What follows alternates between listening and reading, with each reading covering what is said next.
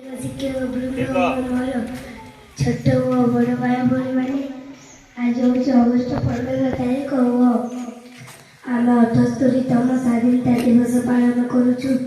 ସର୍ବପ୍ରଥମେ ସମସ୍ତଙ୍କୁ ଶୁଭ ସକାଳ ଓ ସ୍ୱାଧୀନତା ଦିବସର ଅନେକ ଅନେକ ଶୁଭକାମନା। ସ୍ୱାଧୀନତା ଦିବସ ହେଉଛି ଭାରତର ଜାତୀୟ ପର୍ବ। 1947 ମସିହା ଅଗଷ୍ଟ 15 ତାରିଖ ଦିନ ଆମ ଦେଶ ସ୍ୱାଧୀନତା ହୋଇଛି। ଏହି ଦିନ ଆମ ଦେଶର ପ୍ରତ୍ୟେକ ନାଗରିକ ଜାତୀୟ ପତାକା ତଳେ ଛିଡ଼ା ହୋଇ ଜାତୀୟ ସଙ୍ଗୀତ ଗାନ କରିଥାନ୍ତି। ଆମେ 78ତମ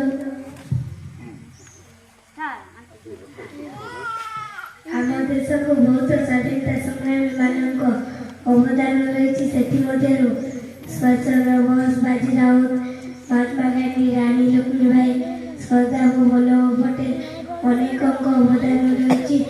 ଆମେ ସମସ୍ତେ ଆମ ଜନ୍ମ ମଧ୍ୟ ସର୍ବଦା ସମ୍ମାନ ରକ୍ଷା କରିବା ଉଚିତ। ଆମେ ଭାରତୀୟ ବୋଲି ନିଜ ଗର୍ବ କରିବା ଉଚିତ।